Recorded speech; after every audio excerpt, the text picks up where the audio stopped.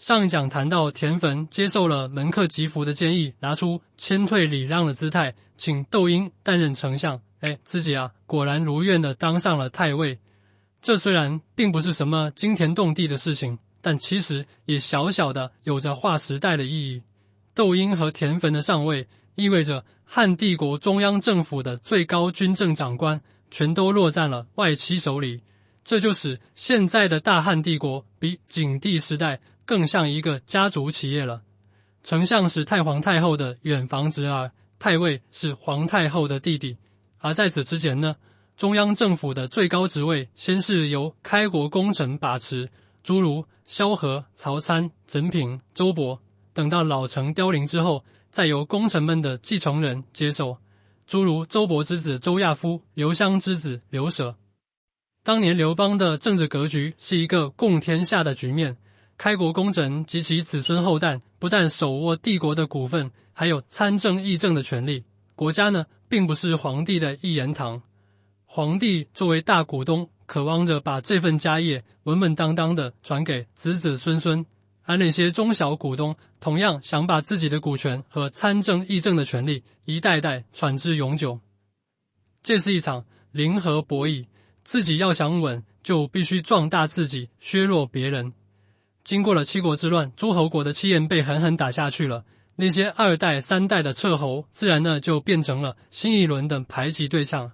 而在这个时候，皇权已经扩张到了相当规模，皇帝对高级官员的任免终于可以随心所欲了。皇帝甚至有意识地对斥候这个群体做进一步的稀释。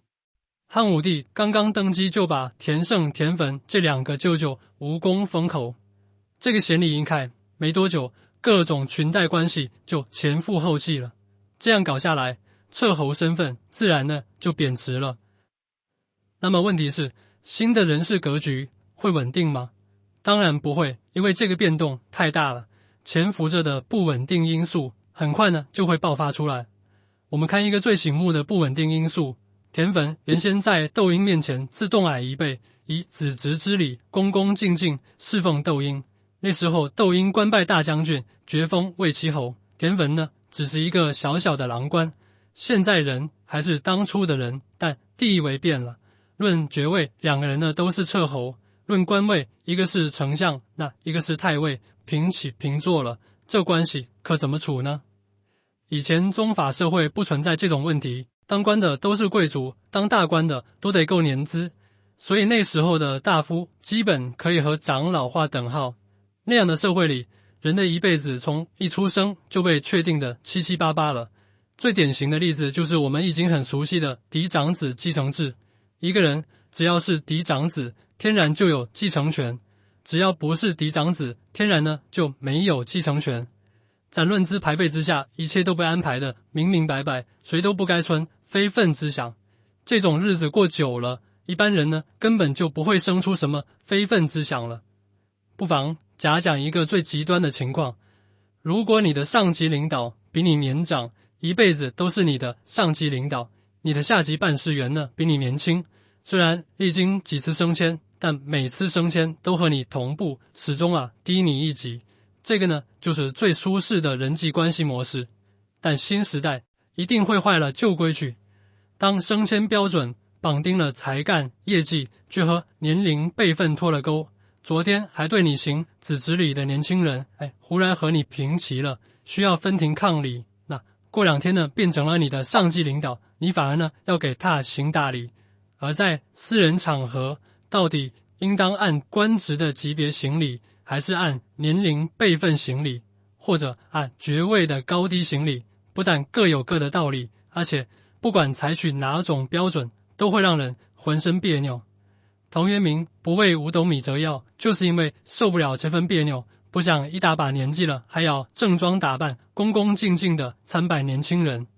所以我们不难想见，田汾和窦婴的关系将来一定很难处。窦婴出任丞相背后既有田汾推让的缘故，更有太皇太后的意思。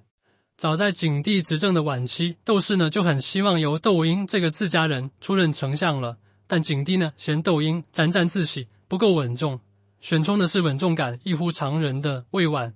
现在景帝一驾崩，年少的武帝和年迈的窦氏都想当家做主，但窦氏作为太皇太后的影响力毕竟更大一些。但太皇太后可能疏忽了一点，现在位居权力核心的这几个男人，少年汉武帝偏爱儒学，窦婴和田汾竟然也是儒学的同好，这一来君臣相得，将相相和，马上就开始任用儒家官员了。就是在这样的背景下，赵绾就职御史大夫，王臧就职郎中令，两个人都是申公的学生。赵绾才一上任就建议兴建明堂，并且向武帝推荐了自己的老师申公。这才只是武帝刚刚即位余年改元的年份，官方意识形态就这样突然转向如风打起。事情之所以来得这么突然，运气成分应该起到了决定性作用。武帝、窦婴和田汾不管潜伏着怎样的矛盾，偏巧在学术偏好上高度一致。这里需要解释一下赵绾他们建议兴建的明堂到底是个什么，但这个很难，古往今来谁也说不清楚明堂到底是什么样，明堂里面的仪式又该怎样操办。简单讲，明堂是儒家传说当中最高规格的大礼堂，王者受命于天，明堂是王者的标配，他会在明堂之上散发着自己的万丈光芒，接受万国朝拜。到底怎么散发万丈光芒，年仅17岁的汉武帝未必能明白，但诸如王者受命于天的标配和万国朝拜之类的话，应该很容易点燃他心中的熊熊火焰。儒家学术是当时最复杂的学术体系，可以粗略分为两大分支。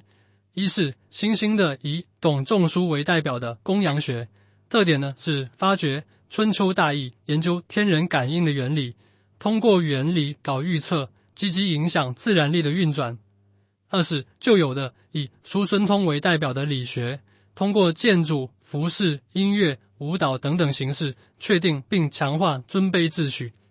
这两大分支有一个共同点，那就是无比复杂，怎么说怎么有理，怎么说怎么没理，完全没有一定之规。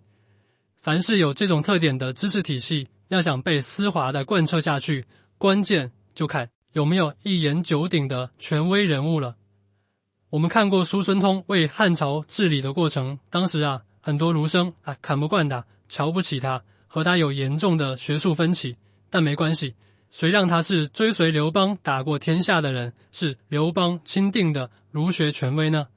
所有学术争议，不论是已经发生的还是可能发生的，只要到了叔孙通那里，都能有一个斩钉截铁的终审意见。现在赵绾提议兴建明堂，这是属于理学分支里的方案呢，只要抛给儒生们去讨论，注定是七嘴八舌，永远不可能有结论。对于这一点，赵绾应该心知肚明，所以才把老师申公抬了出来。这位申公就是当初被楚王刘武狠狠羞辱过的那位申公，这时候已经是80岁高龄了，看年纪看资历，只要汉武帝把申公请出来当成国师一样供着，赵绾就可以打着老师的旗号呼风唤雨，粉碎一切不同意见了。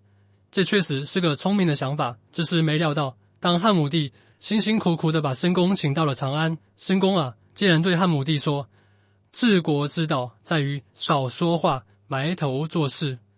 武帝正在爱好文学，特别喜欢夸夸其谈的年纪，觉得申公这话很刺耳，心一下子就凉了半截。但既然已经劳神费力的把老人家请来了，也不好这就打发回去了。于是任命申公为太中大夫，参与讨论明堂之类的礼制改革。中大夫是一个顾问官，前面加一个太，相当于英文的思念，变成了资深顾问官。但不管再怎么资深，申公因为败了武帝的兴致，也就没能获得当年叔孙通那样的地位，这就导致儒家阵营群龙无首。那么别说建明堂这种大工程了，哪怕是任何一种细节性事务，大概率上都不可能达成共识。不过更大的隐患是，太皇太后怎么看得惯儒学在自己眼皮底下这样大行其道呢？儒家阵营内群龙无首，迈步有太皇太后虎视眈眈，改革的前景啊，越想越不容乐观。本年多的最后一桩大事是宁城被判了罪，剃掉头发，戴上镣铐。宁城这是怎么了呢？《资治通鉴》并没有交代前因，我们需要借助《史记》了。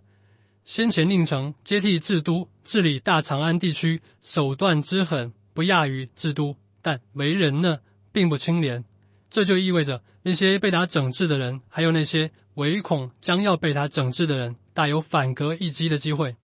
宁城果然中了招。这时候的宁城已经官居内史，大约相当于长安市长，属于高级干部。高级干部如果犯了死罪，下场就是死，基本呢不会遭受刑罚。史记原文是“事实九卿罪死即死，少被刑”。这句话单独看不容易理解，但只要联系到贾谊当年提出的阶级理论，事情啊就明朗了。高级干部犯了重罪，皇帝既不能轻饶了他们，但也不能责辱他们，因为保全高级干部的体面，就是保全朝廷的体面，所以朝廷会给罪臣一个措辞委婉的批评，罪臣呢也必须识趣，赶紧自杀了事。先前文帝时代的伯昭，景帝时代的周亚夫都是例证，不会有人像宁城这样被剃了头，披枷带锁，就是拿宁城当市井小民对待了。那么宁城还有生机吗？他会怎样应对这样的困境呢？我们下一讲再见。